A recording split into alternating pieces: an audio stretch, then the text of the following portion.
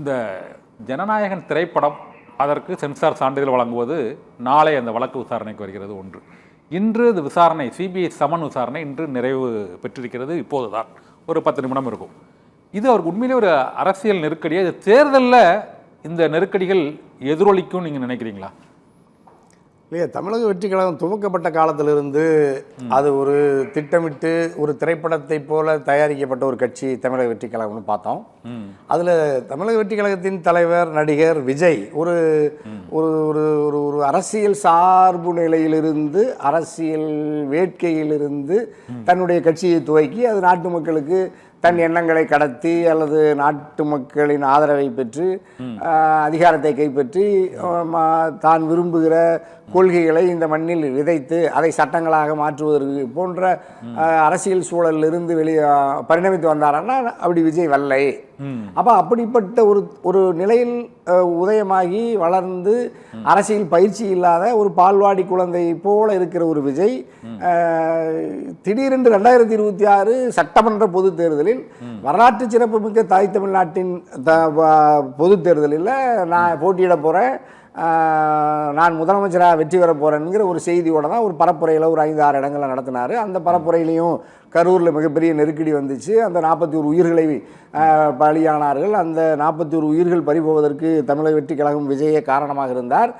நான் கூட அதில் தமிழ்நாடு கொங்கிளைஞர் பேரவை தனி அரசு பல முறை அதை சுட்டி காட்டி இப்படிப்பட்ட ஒரு அதாவது வாகன பேரணி அல்லது நகர்வளம் ஊர்வலம் இதெல்லாம் இப்படி மக்களை திரட்டி அப்பாவி பாமர மக்களை விதிகளுக்கு புறம்பாக ஒரே இடத்தில் குவித்து வைத்து அவர்களுக்கு உணவில்லாமல் தண்ணீர் இல்லாமல் இப்படியெல்லாம் நம்ம ஒரு நெருக்கடிக்கு ஆளாகுவது ஒரு பெரிய துயரத்தை தரும் என்று பல நாள் எச்சரித்த பொழுது கூட கேட்காமல் அரசாங்கமும் காவல்துறையும் அவருக்கு அவருடைய அந்த நடவடிக்கைகளை கட்டுப்படுத்த தவறியதனுடைய விளைவு இன்று 41 பேர் உயிரிழந்தாங்க. அந்த 41 பேருடைய வழக்கு தான் இன்னைக்கு தலைமையில் முடிஞ்சு சமன் இல்லை, இனிமேல் அவருக்கு இன்றோட இந்த விசாரணை முடிந்தது என்கிறார்கள். மற்றொரு நெருக்கடி அவருடைய திரைப்படம், அதற்கு சென்சார் சான்றிதழ் வழங்கவில்லை. இப்போ இந்த தேர்தலை ஒட்டி இந்த 2 நெருக்கடிகளும் அவருக்கு ஒரு அழுத்தத்தால் வழங்கப்படுகிறது என்று திமுகவில் முதலமைச்சர் மு.க. ஸ்டாலின், மக்களவை எதிர்க்கட்சி தலைவர், காங்கிரஸ் கட்சியின் மூத்த தலைவர் ராகுல் காந்தி மற்றும் பல்வேறு தரப்பினரும் இந்த மாதிரி இது போன்று மத்திய அரசின் அந்த விசாரணை அமைப்புகள் மற்றும் இது போன்ற தன்னாட்சி பெற்ற அமைப்புகளை தங்களது அரசியல் பயன்பாட்டுக்காக மத்திய அரசு பயன்படுத்தி கொண்டிருக்கிறது என்பது ஜனநாயக விஷயத்திலையும் உண்மையா இல்லை அது சாதாரண நடைமுறை நீங்கள் நினைக்கிறீங்களா? அதையா இப்போ இந்த ரொம்ப நுட்பமாக திட்டமிட்டு இப்படி தமிழக வெற்றி கழகத்தை துவக்கினார், பரப்புரைகளை சினிமாவை போலவே நடத்தினார், படக்காட்சியை போலவே பரப்புரைகளை நடத்தினார், அது செய்திகள் ஊடகங்களால் செய்திகளாக்கினார் விஜய். அதே மாதிரி தான் இந்த ஜனநாயகன் படத்தையும் இந்த பொங்கலுக்கு வெளியிட்டு தமிழ்நாட்டினுடைய வெகுஜன மக்கள் ஒரு வார காலம் விடுமுறையில் இருப்பார்கள். குடும்பமாய் ஜனநாயகன் படத்தை பார்த்து அதன் மூலமாக ஒரு ஈர்ப்பு அல்லது அதில் வைத்திருக்கிற காட்சிகள் வசனங்கள் எல்லாம் வர இருக்கிற 2026 சட்டமன்ற பொது தேர்தலில் அது ஒரு பரப்புரைக்காக இந்த திரைப்படத்தை பயன்படுத்துவதற்கும் திட்டமிட்டிருந்தார் விஜய். ஆகவே மத்திய தணிக்கை குழு இதை அறிந்து கொண்டு புரிந்து கொண்டு இப்பொழுது அதை தடுத்து நிறுத்தி நீதிமன்றத்தில் கட்டாயமா அரசியல் நெருக்கடி தான். ஏன்னா அந்த படமும் அரசியல் பேசுகிறது, அந்த படத்தின் நோக்கமும் அது வெறும் கேளிக்கை அல்லது ஒரு பொழுதுபோக்குக்கான திரைப்படமாக விஜயால் நடித்து தயாரிப்பு நிறுவனத்தால் அது தயாரிக்கப்படவில்லை. அது திட்டமிட்டே தேர்தல் பரப்புரைக்காக விஜயை மக்கள் மத்தியிலே கொண்டு களத்தில் நிறுத்துறதுக்கான ஒரு சூழ்ச்சி, ஒரு சதி அல்லது ஒரு ஒரு நுட்பமான விளம்பரம் தான் அந்த படம் அப்படிங்கிறத புரிஞ்சுக்கிட்டாங்க. எனக்கு அதில் இன்னொரு முரண் தெரியுது. இல்லை என்ன, அதே நேரத்தில் தான் அந்த பராசக்தி திரைப்படமும் இது 1952 வெளிவரும் போதும் அது மிகப்பெரிய பரபரப்பை ஏற்படுத்தியது. இப்போதும் அந்த ஹிந்தி மொழி திணிப்பை எதிர்த்து அந்த படம் பழைய ஹிந்தி மொழி போராட்ட வரலாற்றின் பின்னணியில் அந்த படம் வெளியாகி இருக்கிறது. இது மத்திய அரசுக்கு அதனுடைய கொள்கைகளுக்கு ஒரு எதிரான ஒரு உள்ளடக்கத்தோடு கூடிய படம். ஜனநாயகம் அந்த அளவுக்கு ஒன்றுமில்லை, அவர்களுக்கு அரசியல் கட்சி தொடங்கி இருக்கிறார்கள். ஆனால் அந்த கொள்கை சித்தாந்தம் சார்ந்து ஹிந்தி திணிப்பை எதிர்த்து எடுக்கப்பட்ட ஒரு படத்துக்கு சான்றிதழ் எந்த பிரச்சனையும் இல்லை. ஆனால் இதற்கு அந்த நெருக்கடி கொடுப்பதற்கு ஒரு விஜய் மேலே ஒரு அச்சம் பொதுவாக இருக்கிறதா, அல்லது சென்சார் போர்டின் வழக்கமான நடைமுறைகளை அவர்கள் பூர்த்தி செய்யாமல் இந்த பிரச்சனை எழுந்ததா நினைக்கிறீங்களா சார்? இல்லை, சென்சாரியா இப்போ மற்ற வழக்கமான படங்களுக்கு சென்சார் இவ்வளவு நுட்பமாக காட்சிகளையும் வசனங்களையும் பார்க்க மாட்டாங்க. அது பரவாயில்ல, ஒரு திரைப்படத்தில் ஒரு உயர்வு தாழ்வு, ஒரு கூடுதலான சண்டை காட்சி, வன்முறை காட்சி, ஒரு லேசான ஆபாசம் இருந்தால் கூட அனுமதிக்கிறத நம்ம பல நாள் படங்களை நம்ம பார்த்துருக்கோம் நம்ம வரலாற்றில் வாழ்க்கையில். ஆனால் ஜனநாயகன் திரைப்படம் நாட்டின் ஆட்சியை கைப்பற்றுவதற்கு விஜய் என்கின்ற நடிகரால் திட்டமிட்டு தயாரிக்கப்பட்ட படம், நடித்த படம் என்பதனாலேயே அவர்கள் ஒவ்வொரு வசனத்தையும் வார்த்தையும் அசைவுகளையும் பார்த்து அது ஒரு சமூகத்தில் ஒரு தாக்கத்தை ஏற்படுத்தும். அது ஒரு செயற்கையான அரசியல் தாக்கத்தை ஏற்படுத்தி 2026 தமிழ்நாடு சட்டமன்ற தேர்தலில் அது ஒரு பெரும் தாக்கத்தை ஏற்படுத்தக்கூடும் என்பதனாலேயே அதை கூடுதலாக உன்னிப்பாக தணிக்கை குழு பார்த்திருக்கிறது. அதனால் அதை தடுத்திருக்கிறது. அது ஒரு வகையில் அரசியல் நோக்கம் தான். அதில் நமக்கு 100 விழுக்காடு உண்மை இல்லை. அந்த படமும் அரசியல் நோக்கத்துக்காக எடுக்கப்பட்டது என்பதனால் பிழையானது, தவறானது. அந்த படம் அரசியல் நோக்கத்திற்காக எடுக்கப்பட்டு அது பாஜகவை அல்லது பாஜக அணி, என்டிஏ, அதிமுக பாஜக அணிக்கு அது சேதத்தை ஏற்படுத்தும். ஆகவே விஜய் தன்னுடைய கட்டுப்பாட்டுக்கு வர மறுக்கிறார். கொள்கை எதிரி பாஜக என்று பிரகடனப்படுத்தி இருக்கிற விஜயை நாம் இவ்வளவு வேகமாக வளர அனுமதிக்கலாமா என்ற நோக்கத்தில் சென்சார் போர்டை தணிக்கை குழுவை கட்டுப்படுத்துகிற பாஜகவின் மோடி, அமித்ஷாவுடைய அரசு அந்த படத்தை தடுத்து நிறுத்தி வைத்திருக்கிறதுங்கிறதுல நமக்கு ஒன்றும் மாற்றுக்கள் இல்லை. அதில் அரசியல் இருக்கிறது. ஒரு படத்தில் ஆட்சியை பிடிச்சிட முடியுமா சார்? அந்த அளவுக்கு அதை பெரிய நெருக்கடி கொடுக்கணுமா கேட்குறேன். ஒரே ஒரு படத்தில் ஒரு கருத்துக்களை கூறி ஆட்சியை பிடிக்க முடியும்னா, மற்ற ஏராளமான நடிகர்கள், எம்ஜிஆருக்கு பிறகு பல நடிகர்கள், பல திரைப்படங்கள், பல நன்மைகள் நாங்கள் செய்ய போகிறோம், நாட்டை மாற்ற போகிறோம், சீர்திருத்தங்களை ஏற்படுத்த போகிறோம், இளைஞர்களுக்கு பெண்களுக்கு ஏகப்பட்ட நன்மைகளை செய்ய போகிறோம், ஊழலற்ற நாட்டை உருவாக்கணும், பல திரைப்படங்கள் வந்திருக்கு. இந்த திரைப்படத்திலே அதே போல தான் இருக்க போது அந்த ஒரே ஒரு படத்தினால ஒரு பெரிய ஆட்சி மாற்றத்தை அரசியலில் ஏற்படுத்தி விட முடியும்னு நினைக்கிறீங்களா? 52 நீங்கள் ஏற்கனவே கண்ணனையா ஒரு மூத்த ஊடகவியலாளர் சொன்னீங்க. 52 வந்த பராசக்தி, அதாவது இவ்வளவு ஊடக வெளிச்சம் இல்லாமல் திரையரங்கத்தில் மட்டுமே குறைந்த எண்ணிக்கையில் மக்கள் பார்க்கும்படியான சமூக சூழல் இருந்த கிட்டத்தட்ட 75 ஆண்டுகளுக்கு முன்பு ஒரு படம் வந்தது. அந்த படம் சமூகத்தில் தாக்கத்தை, புரட்சியை ஏற்படுத்தியது. அந்த படத்தில் கதையை எழுதியவர், வசனத்தை எழுதியவர், பாடலை எழுதியவர் தான் அந்த கலைஞர் முத்துவேல் கருணாநிதி என்பதா. இனி அந்த நாட்டில் 1967 பேரறிஞர் அண்ணா அந்த கட்சி ஆட்சிக்கு வந்தது. இப்போ நீங்கள் கூட ஐயா சொன்னீங்க, படம் ஒரு தாக்கத்தை ஏற்படுத்தி சமூகத்தில் மாற்றத்தை ஆம், பராசக்தியே அப்படி ஒரு தாக்கத்தை ஏற்படுத்தியது. அது ஒரு சமூக பிரச்சனைகளை பேசியது. அன்று அது மிகப்பெரிய ஒரு புரட்சிகரமான கருத்து. அந்த கருத்து, அந்த இயக்கம், அந்த தத்துவம் வெறும் நீங்கள் கண்ணனையா சொன்ன மாதிரி வெறும் 15 ஆண்டுகளில் 52 அந்த படம் பராசக்தி வருகிறது. அந்த படத்தின் கருத்து, அதை தாங்கி யார் அதை நாட்டு மக்களுக்கு அதை விதைக்க வேண்டும் என்று திட்டமிட்டு அந்த படமும் கதையும் வசனமும் எழுதப்பட்டதோ அதே இயக்கம், அதே மனிதர் இந்த நாட்டின் முதலமைச்சராக 69 வந்தார். 67 திராவிட முன்னேற்ற கழகம் ஆட்சி அரியணைக்கு வந்தது. இந்திக்கு எதிராக போராடி தமிழை பாதுகாத்து மதராஸ் பட்டணத்தை, சென்னை பட்டணத்தை தமிழ்நாடு என்று பெயர் சூட்டியதும் அந்த இயக்கம் தான். அப்போ ஒரு படம் எவ்வளவு பெரிய தாக்கத்தை ஏற்படுத்தியது, அவ்வளவு மிகப்பெரிய பெருந்தலைவர் மத்திய அரசு அதனோட வீரியத்தை வந்து உணர்ந்திருக்கு. மத்திய அரசாங்கம் மட்டும் இல்ல, மாநில அரசு அதே உதாரணத்தை எம்ஜிஆருக்கு சொல்லலாம்னு நினைக்கிறேன். 77 ஆட்சி பிடிப்பதற்கு அவருடைய திரைப்படம் கடைசி நேரத்தில் நீங்க உலகம் சுற்றும் வாலி ஒன்று துவங்கி மீனவன் நண்பன் வரைக்கும் எனக்கே தெரியும் அந்த படம். அப்ப மீனவன் நண்பன் வரைக்கும் அது பல நெருக்கடிகளை கொண்டு வந்து அது படிப்படியா அந்த படத்துல வந்து புரட்சி தலைவருடைய படத்தில், எம்ஜிஆர் படத்தில் கருத்துக்கள் முழுக்க அரசியல் கருத்துக்களும் ஆட்சி அதிகாரம் குறித்த கருத்துக்களும் அந்த பாடல்ல வரும், வசனத்துல வரும், பேச்சில் வரும், கதையில் வரும். அப்போ அதெல்லாம் ஒரு கட்டத்தில் அசைக்க முடியாத மக்கள் தலைவனாக புரட்சி தலைவரை எம்ஜிஆரை அப்படி ஆளாக்கியது, தலைவனாக்கியது, முதலமைச்சராக்கியது. அவர்களோடு இணைந்து நடித்ததனாலேயே புரட்சி தலைவர் அம்மா அவர்கள் எதிர்காலத்தில் நாடாளுமன்ற உறுப்பினரானார், சட்டமன்ற உறுப்பினரானார், முதலமைச்சராகவே ஆனார், மறைந்து போகிற வரை முதலமைச்சராகவே இருந்தார். ஆகவே தமிழ்நாடும் திரைப்படமும் பிரிக்க முடியாதது, திரைப்படமும் அரசியலும் தமிழ்நாட்டில் நடிகைகள் பிரிக்க முடியாதது என்பதனால் ஜனநாயகன் திரைப்படமும் அப்படி ஒரு கருத்தோடு, அப்படி ஒரு நோக்கத்தோடு வருகிறது என்பதனால் விஜயை முடக்குவதற்கும், விஜயை பலகீனப்படுத்துவதற்கும் மத்திய ஒன்றிய பாஜக அரசு தணிக்கை குழு மூலமாக ஜனநாயகன் படத்தை முடக்கி இருக்கிறது.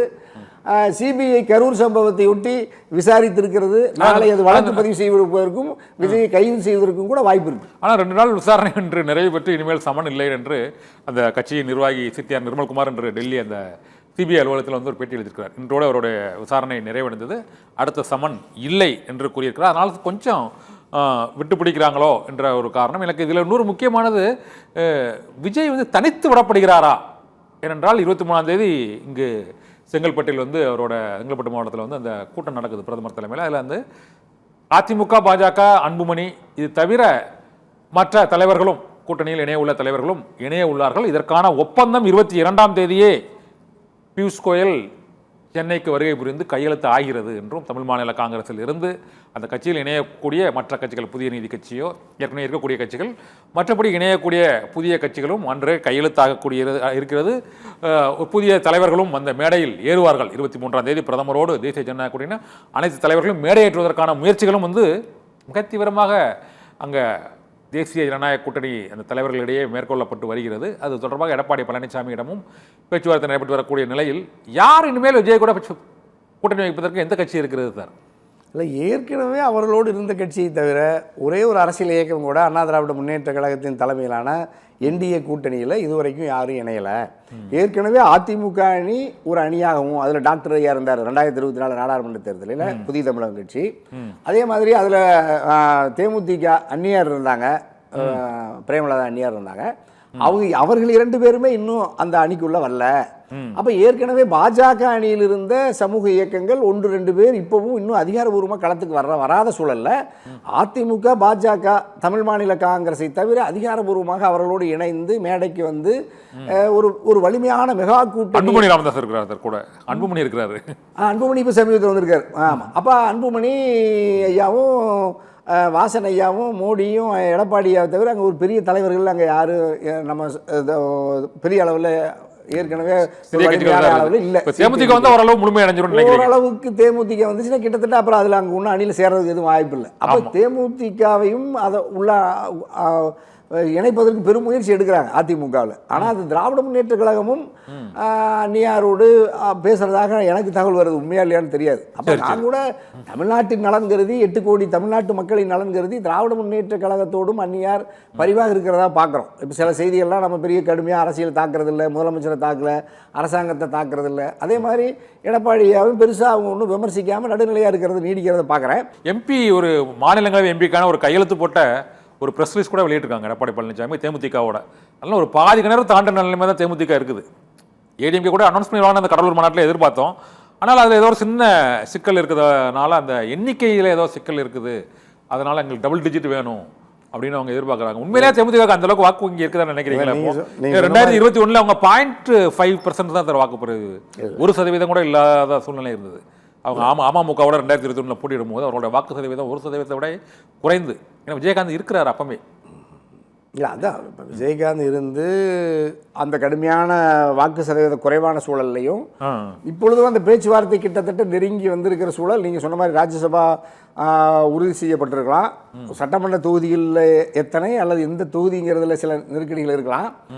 ஆனால் இவைகளெல்லாம் கடந்து இவர்களெல்லாம் மேடை ஏறி திராவிட முன்னேற்ற கழகத்தை தான் கடுமையாக விமர்சிக்க போகிறாங்க. இந்த அணியை விமர்சிக்க முடியாது அல்லது இந்த அரசை விமர்சிக்க முடியாது, அரசியல் காரணங்களுக்காக விமர்சிக்கக்கூடும். ஆனால் நீங்கள் நம்ம எதிர்பார்க்கிற பெரிய மகா கூட்டணி அல்லது திராவிட முன்னேற்ற கழகத்திலிருந்து ஏதாவது ஒரு அரசியல் இயக்கம் அல்லது ஒரு கட்சி பிரிந்து எங்களோடு வரும் என்று இவ்வளவு காலமும் எடப்பாடியார் சொன்னார் அல்லது பாஜகவின் தலைவர் நயினார் சொன்னார். இதுவரைக்கும் எந்த அரசியல் கட்சியும் வரல. இன்னும் சொல்ல போனால் காங்கிரஸ் தான் தாவேக்கா கூட போவோம். இதையெல்லாம் எப்படியாவது திமுகவினுடைய இந்த உறுதியான மதசார்பற்ற ஜனநாயக கூட்டணியை, முற்போக்கு கூட்டணியை சிதைத்திரும், காங்கிரஸ் தமிழக வெற்றி கழகத்தோடு வந்துடும்னாலாம் மிக கடுமையாக முயற்சி பண்ணி பார்த்தாங்க. மத்திய பாஜகவினுடைய விருப்பத்தின் பேரில் காங்கிரஸ்காரர்கள் சில பேர் அறிக்கை கொடுத்து பார்த்தாங்க. தமிழ்நாட்டின் முதலமைச்சர் மாண்புமிகு தளபதியார் அதை மிகுந்த பொறுப்புணர்வோடு ரொம்ப நிதானமாக அதை கையாண்டு இப்பொழுது டெல்லியில் கார்கே ஐயா காங்கிரஸ் கட்சியினுடைய தலைவர், அதனுடைய மூத்த தலைவர் நாடாளுமன்ற குழு தலைவர் ராகுல் ஐயா, அதே மாதிரி நம்ம தமிழ்நாட்டினுடைய காங்கிரஸ் சட்டமன்ற குழு தலைவர், மாநில தலைவர் செல்வ பெருந்தகை 3 பேருமே பொது வெளியில் கூட்டணி உறுதி பேசக்கூடாது. அப்போ திமுகவோடு இது வந்து ஒரு நல்லிணக்கத்துக்கான இந்த சூழல் சூழலை தளர்த்துவதை போல இருக்கிறது. எதிர்க்கட்சியில் நம்மை விமர்சிப்பதற்கு வழிவிட்டு விடக்கூடாது என்பதனால இனிமேல் யாரும் கட்சிக்காரர்கள் காங்கிரஸ்காரர்கள் வெளியில் பொது வெளியில் பேசக்கூடாதுன்னு சொல்லியிருக்காங்க. அப்போ காங்கிரஸும் கிட்டத்தட்ட திமுக அணியில் உறுதியாக பயணிக்கிறது என்கின்ற முடிவுக்கு வந்துட்டாங்க. எண்ணிக்கையில் குறைவாக இன்னைக்கு அந்த பிரவீன் சக்கரவர்த்தின்னு முதல்ல அந்த விஜயை சந்தித்ததாக கூறப்படக்கூடிய அந்த காங்கிரஸோட வியூக வகுப்பாளர் இன்னைக்கு ஒரு ட்விட்டர் செய்தி போட்டிருக்கிறார். காங்கிரஸ் கட்சியின் மாவட்ட தலைவர்கள் எந்த கட்சிக்கும் அடிபணியாமல் காங்கிரஸ் கட்சியை அடிமட்டத்திலிருந்து வலுப்படுத்த வேண்டும் என்ற ஒரு கருத்தை இன்றும் அவர் போட்டிருக்கிறார். எந்த கட்சியும் நம்மளோட செயல்பாடுகளை தலையிடக்கூடாது, நம்ம யாருக்கும் அடிபணியக்கூடாது, கூட்டணி கட்சிகளோட நிர்பந்தங்களுக்கு நம்ம அடிபணியாமல் அடிமட்டத்திலேருந்து காங்கிரஸ் கட்சியை வலுப்படுத்தணும்னு இன்றைக்கும் இந்த பிரவீன் சக்கரவர்த்தி ஒரு ட்விட்டர் பதிவு போட்டிருக்கிறாரு. ஆனால் நேரடியாக யாரையும் குற்றச்சாட்டி அவர் போடல. அவங்க காங்கிரஸ் மாவட்ட தலைவர்கள் அந்த பணியாற்றுவதில் எந்த விதமான ஒரு சார்பு நிலை இருக்கக்கூடாது, தனித்து பணியாற்ற வேண்டும் என்று அவரோட விருப்பத்தை அவர் போட்டிருக்கிறாரு. அந்த பிரவீன் சக்கரவர்த்திங்கிறவர் போட்டிருக்கிறாரு. இது தொடர்ந்து நீங்கள் இப்போதைக்கு டெல்லி மீட்டிங்கில் ஓரளவு அந்த கட்சி நிர்வாகிகள் இது போன்ற கூட்டணியில் அந்த முரண்பாடுகள் ஏற்படுத்தக்கூடிய அளவுக்கோ சர்ச்சையை ஏற்படுத்தக்கூடிய அளவுக்கோ பதிவுகள் போடக்கூடாது என்ற சூழ்நிலையில் இந்த பிரவீன் சக்கரவர்த்தி மட்டும் தொடர்ந்து இது மாதிரி பதிவு போட்டுக்கிட்டே இருக்கிறார். இதனால இந்த காங்கிரஸ் நிர்வாகிகள்கிட்ட மீண்டும் இந்த சலசலப்பு தொடரும்னு நினைக்கிறீங்களா? அதோட காங்கிரஸ் திமுக கூட்டணியில் தான் தொடரும் நினைக்கிறீங்களா? பிரவீன் சக்கரவர்த்திக்கு என்ன ஆசைனாயா, தமிழ்நாட்டில் காங்கிரஸ் கட்சிக்கு ஒரு எம்எல்ஏ கூட இருக்கக்கூடாது. மற்ற மாநிலங்களில் எல்லாம் இல்லாதது போல தமிழ்நாட்டிலும் காங்கிரஸ் இல்லாமல் ஒழிப்பதற்கு பாஜகவின் கருவியாக பிரவீன் சக்கரவர்த்தி RSSகாரர். அவர் காங்கிரஸ் கட்சியின் உச்ச நிலையில் மூத்த தலைவர்களோடு நெருக்கமாக இருந்து கொண்டு பாஜகவின் முழக்கத்தை, அதாவது முக்து காங்கிரஸ்,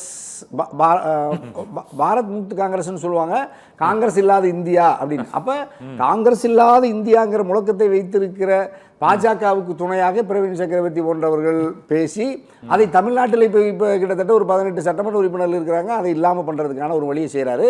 அது காங்கிரஸ் கட்சியினர் விழித்து கொண்டு, குறிப்பாக டெல்லி தலைமை சோனியாமாவோ பிரியங்காவோ ராகுலோ விழித்து கொண்டு, கார்கேயெல்லாம் இது மாதிரியான பிரவீன் சக்கரவர்த்தி மாதிரி இருக்கிறவங்களெல்லாம் நீங்கள் டெல்லியில் காங்கிரஸ் கட்சியிலிருந்து முதல்ல விளக்கணும். அப்போ தான் நீங்கள் தமிழ்நாட்டில் அல்லது இந்தியாவில் காங்கிரஸ் கட்சி குறைந்தபட்சம் ஒரு உயிர் போட வைத்திருக்க முடியும். இருக்கிற கட்சிவாது இந்த பிரவீன் சக்கரவர்த்தி எல்லாம் நீங்கள் எந்த மாவட்ட தலைவர்கள் கூட்டத்தில், எங்கே அரங்கு கூட்டத்தில் பேசினார், எத்தனை பொதுக்கூட்டத்தில் பேசினார், கட்சிக்காக என்ன தியாகம் பண்ணியிருக்காரு, ₹1 சர்ச்சைக்காக செலவு பண்ணாமல், 1 மணி நேரத்தை கட்சி வளர்ச்சிக்காக செயல்படுத்த முடியாமல் வெறும் ஒரு குளிர்சாதன அறையில் இருந்து கொண்டு ஏற்கனவே காங்கிரஸ் பழுதடைந்து வேகமாக வீழ்ந்து வருகிற காங்கிரஸுக்கு மீண்டும் வீழ்ச்சிக்கான சூழலை உருவாக்கி தருவதை பிரவீன் சக்கரவர்த்தி போன்றவர் காங்கிரஸ் எச்சரிக்கையாக இருக்கணும், காங்கிரசினுடைய தலைமை எச்சரிக்கையாக இருக்கணும், கோடிக்கணக்கான நம்முடைய காங்கிரஸ் தொண்டர்களும் நிர்வாகிகளும் எச்சரிக்கையாக இருக்கணும். குறிப்பாக தமிழ்நாட்டினுடைய காங்கிரஸ் காரிய கமிட்டி உறுப்பினர்களும் நிர்வாகிகளும் ஒட்டுமொத்தமாக பிரவீனிடமிருந்து விலகி இருக்கணும்.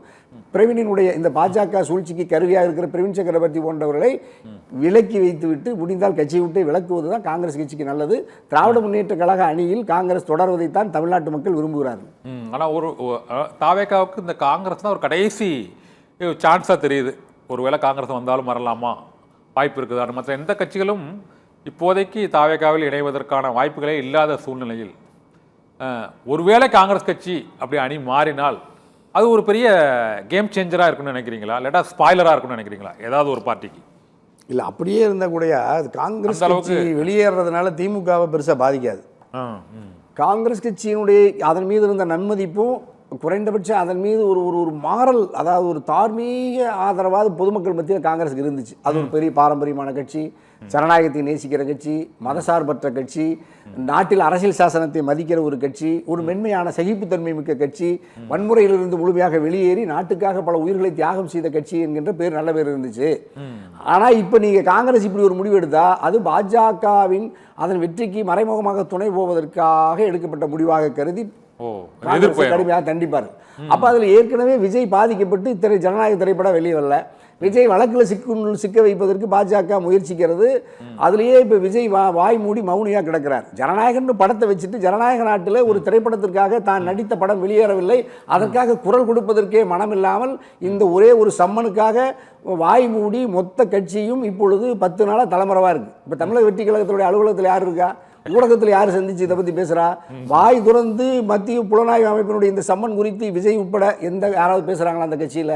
அதே மாதிரி அந்த ஜனநாயகன் படம் குறித்து யாராவது பேசுகிறாங்களா? ஏன்னா அவரே ஒரு ஒரு ஒரு ஒரு ஆபத்தான சூழலில் உயிர் பிழைத்தால் போதும், சிறையிலிருந்து விடுவிச்சா போதும், வழக்கிலிருந்து விடுவித்தால் போதும் என்கிற மனநிலை தவிர விஜய்கிட்ட என்ன இருக்குது, அந்த கட்சிகிட்ட என்ன இருக்குது?